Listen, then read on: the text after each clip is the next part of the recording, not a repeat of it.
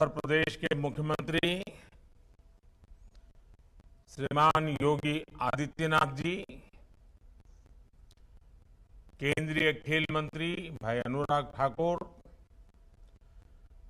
मंत्रिमंडल में मेरे सहयोगी भाई नीतीश प्रामाणिक, उत्तर प्रदेश के उप मुख्यमंत्री भाई ब्रिजेश पाठक जी, अन्य सभी महानुभाव और खेलो इंडिया यूनिवर्सिटी गेम्स में हिस्सा ले रहे सभी खिलाड़ी, आप सभी को बहुत बहुत बधाई। आज यूपी देश भर की युवा खेल प्रतिभाओं का संगम बना है। खेलो इंडिया यूनिवर्सिटी गेम्स में जो 4000 जितने खिलाड़ी आए हैं, उनमें से अधिकांश अलग अलग राज्यों से हैं, अलग अलग क्षेत्रों से हैं। मैं उत्तर प्रदेश का सांसद हूं, उत्तर प्रदेश की जनता का जनप्रतिनिधि हूं और इसलिए यूपी के एक सांसद के नाते खेलो इंडिया यूनिवर्सिटी गेम्स में यूपी आए हुए और आने वाले सभी खिलाड़ियों का मैं विशेष रूप से स्वागत करता हूं। इन गेम्स का समापन समारोह काशी में आयोजित किया जाएगा। काशी का सांसद होने के नाते मैं इसे लेकर भी बहुत उत्साहित हूं। आज जब देश आजादी का अमृत महोत्सव मना रहा है, तो खेलो इंडिया यूनिवर्सिटी गेम्स के तीसरे संस्करण का आयोजन अपने आप में बहुत खास है। ये देश के युवाओं में टीम स्पिरिट को बढ़ाने का, एक भारत श्रेष्ठ भारत की भावना को बढ़ाने का बहुत ही उत्तम माध्यम बना है। इन गेम्स के दौरान युवाओं का एक दूसरे के क्षेत्रों से साक्षात्कार होगा, परिचय होगा। यूपी के अलग अलग शहरों में होने वाले मैचेज में उन शहरों से भी युवाओं का एक कनेक्ट बनेगा। मुझे पूरा विश्वास है कि जो युवा खिलाड़ी खेलो इंडिया यूनिवर्सिटी गेम्स में हिस्सा लेने आए हैं, वो ऐसा अनुभव लेकर जाएंगे जो जीवन भर उनके लिए यादगार पल बना रहेगा। मैं आप सभी को आने वाली स्पर्धाओं के लिए बहुत बहुत शुभकामनाएं देता हूं। साथियों, पिछले 9 वर्षों में भारत में खेल का एक नया युग शुरू हुआ है। ये नया युग विश्व में भारत को सिर्फ एक बड़ी खेल शक्ति बनाने भर का ही नहीं है, बल्कि ये खेल के माध्यम से समाज के सशक्तिकरण का भी नया दौर है। एक समय था जब हमारे देश में खेलों को लेकर एक उदासीनता का ही भाव था। स्पोर्ट्स भी एक कैरियर हो सकता है, ये कम ही लोग सोचते थे।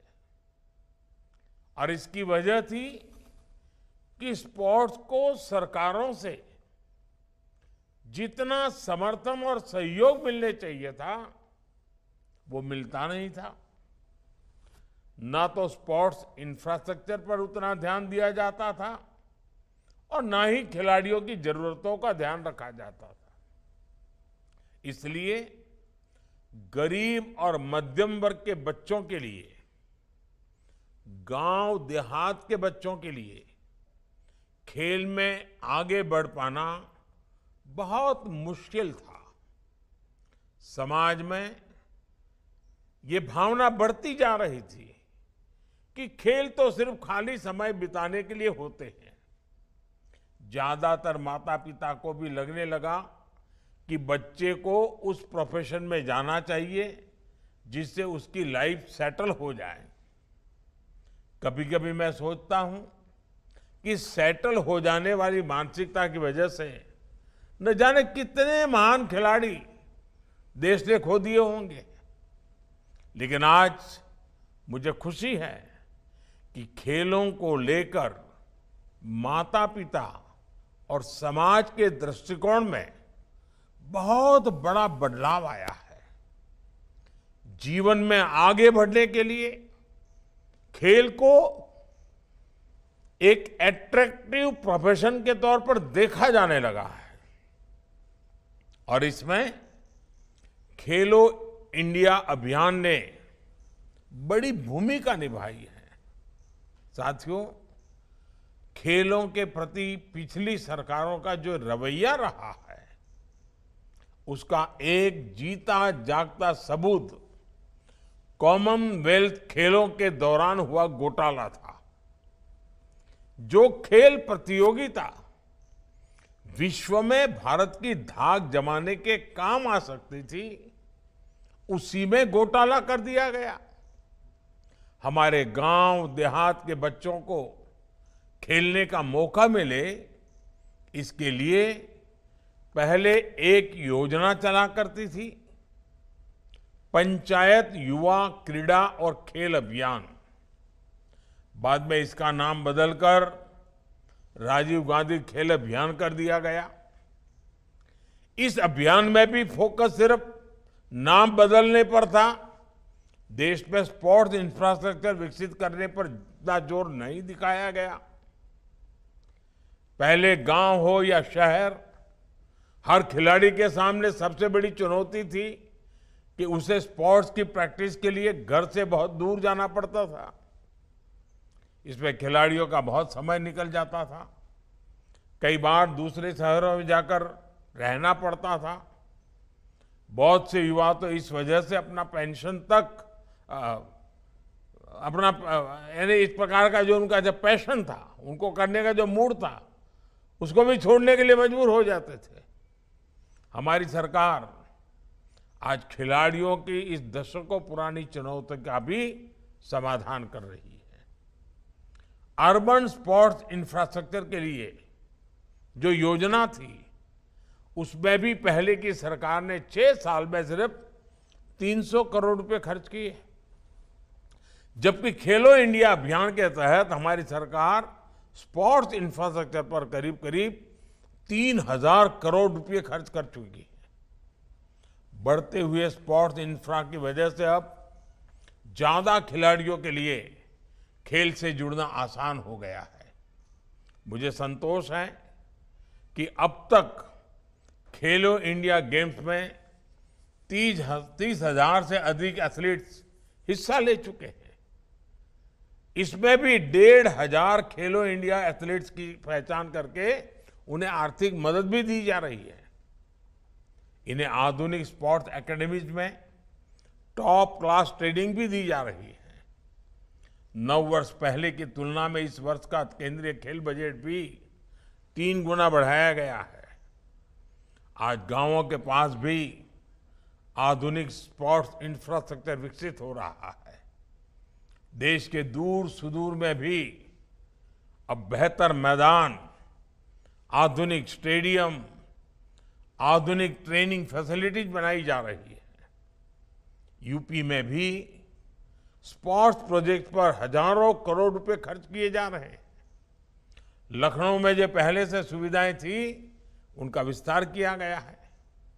आज वाराणसी में शिग्रा स्टेडियम आधुनिक अवतार में सामने आ रहा है। यहां पर लगभग 400 करोड़ रुपए खर्च करके युवाओं के लिए आधुनिक सुविधाओं का निर्माण किया जा रहा है। खेलो इंडिया प्रोग्राम के तहत ही लालपुर में सिंथेटिक हॉकी मैदान, गोरखपुर के वीर बहादुर सिंह स्पोर्ट्स कॉलेज में मल्टीपर्पज हॉल, मेरठ में सिंथेटिक हॉकी मैदान और सहारनपुर में सिंथेटिक रनिंग ट्रैक के लिए भी मदद दी गई है। आने वाले समय में खेलो इंडिया प्रोग्राम के तहत ऐसी ही सुविधाओं का और विस्तार किया जाएगा। साथियों, हमने इस बात पर भी फोकस किया है कि खिलाड़ियों को ज्यादा से ज्यादा प्रतियोगिताओं में हिस्सा लेने का अवसर मिले। जितना ज्यादा खिलाड़ी स्पोर्ट्स कॉम्पिटिशन्स में हिस्सा लेते हैं, उतना ही उनका लाभ होता है, उनका टैलेंट निखरता है। उन्हें यह भी पता चलता है कि हम कितने पानी में हैं, हमें अपना खेल और कहां सुधारना है, हमारी कमियां क्या है, गलतियां क्या है, चुनौतियां क्या है। कुछ साल पहले खेलो इंडिया स्कूल गेम्स की शुरुआत के पीछे एक बड़ी वजह यह भी थी। आज इसका विस्तार खेलो इंडिया यूनिवर्सिटी गेम्स और खेलो इंडिया विंटर गेम्स तक हो चुका है। देश के हजारों खिलाड़ी इस प्रोग्राम के तहत स्पर्धा कर रहे हैं और अपनी प्रतिभा के बल पर आगे बढ़ रहे हैं। और मुझे तो खुशी है, भारतीय जनता पार्टी के अनेक सांसद खेल प्रतियोगिता चलाते हैं। उसमें हजारों की तादाद में एक एक संसदीय क्षेत्र में नौजवान बेटे बेटियां खेलकूद में हिस्सा लेती है। आज देश को इसके सुखद परिणाम भी मिल रहे हैं। बीते वर्षों में कई अंतर्राष्ट्रीय प्रतियोगिताओं में हमारे खिलाड़ियों ने श्रेष्ठ प्रदर्शन किया है। ये दिखाता है कि भारत के युवा, हमारे खिलाड़ियों का आत्मविश्वास आज कितना बुलंद है। साथियों, खेल से जुड़ी स्किल हो या फिर खिलाड़ियों को सर्वश्रेष्ठ बनाने के लिए दूसरी विधाएं हो, सरकार कदम कदम पर खिलाड़ियों के साथ खड़ी है। हमारी राष्ट्रीय शिक्षा नीति में स्पोर्ट्स को एक विषय के रूप में पढ़ाया जाना प्रस्तावित है। स्पोर्ट्स अब पाठ्यक्रम का हिस्सा होने जा रहा है। देश की पहली राष्ट्रीय खेल यूनिवर्सिटी के निर्माण से इसमें और मदद मिलेगी। अब राज्यों में भी स्पोर्ट्स स्पेशलाइज्ड हायर एजुकेशन के लिए प्रयास किए जा रहे हैं। इसमें उत्तर प्रदेश बहुत प्रशंसनीय काम कर रहा है। मेरठ में मेजर ध्यानचंद खेल विश्वविद्यालय का उदाहरण हमारे सामने है। इसके अलावा आज देश भर में 1000 खेलो इंडिया सेंटर्स की भी स्थापना की जा रही है। करीब 2 दर्जन नेशनल सेंटर्स ऑफ एक्सीलेंसी भी खोले गए हैं। इन सेंटर्स पर प्रदर्शन को सुधारने के लिए ट्रेनिंग और स्पोर्ट्स साइंस, स्पोर्ट्स यानी उसके लिए भी सपोर्ट दिया जा रहा है। खेलो इंडिया ने भारत के पारंपरिक खेलों की प्रतिष्ठा को भी पुनर्स्थापित किया है। गटका, मलखम, थांग टा, कलीरपट्टू और योगासन जैसी विभिन्न विधाओं को प्रोत्साहित करने के लिए भी हमारी सरकार स्कॉलरशिप दे रही है। साथियों, खेलो इंडिया प्रोग्राम से एक और उत्साहजनक परिणाम हमारी बेटियों की भागीदारी को लेकर आया है। देश के अनेक शहरों में खेलो इंडिया विमेंस लीग का आयोजन चल रहा है। मुझे बताया गया है कि इसमें अभी तक अलग अलग आयु वर्ग की लगभग 23,000 महिला एथलीट्स हिस्सा ले चुकी हैं। खेलो इंडिया यूनिवर्सिटी गेम्स में भी बड़ी संख्या में महिला एथलीट्स की भागीदारी है। मैं इन खेलों में हिस्सा ले रही बेटियों को विशेष तौर पर अपनी शुभकामनाएं देता हूं। साथियों, आप सभी युवा साथियों ने एक ऐसे समय में खेल के मैदान में कदम रखा है जो निश्चित रूप से भारत का कालखंड है। आपकी प्रतिभा, आपकी प्रगति में भारत की प्रगति निहित है। आप ही भविष्य के चैंपियन हैं। तिरंगे की शान को बढ़ाने की जिम्मेदारी आप सभी पर है। इसलिए कुछ बातें हमें जरूर याद रखनी चाहिए। हम अक्सर खेल भावना, टीम स्पिरिट की बात करते हैं। एक खेल भावना आखिर है क्या? क्या ये सिर्फ हार जीत को स्वीकार करने तक सीमित है? क्या ये सिर्फ टीम वर्क तक ही सीमित है? खेल भावना के मायने इससे भी विस्तृत है, व्यापक है। खेल निहित स्वार्थ से ऊपर उठकर सामूहिक सफलता की प्रेरणा देता है। खेल हमें मर्यादा का पालन कराना सिखाता है, नियमों से चलना सिखाता है। मैदान में बहुत बार परिस्थितियां आपके विरुद्ध हो सकती हैं। संभव है कि कई बार निर्णय भी आपके विरुद्ध हो, लेकिन खिलाड़ी अपना धैर्य नहीं छोड़ता, नियमों के प्रति हमेशा प्रतिबद्ध रहता है। नियम, कानूनी मर्यादा में रहते हुए कैसे धैर्य के साथ अपने प्रतिद्वंदी से पार पाया जाए, यही एक खिलाड़ी की पहचान होती है। एक विजेता तभी महान खिलाड़ी बनता है जब वो हमेशा खेल भावना का, मर्यादा का पालन करता है।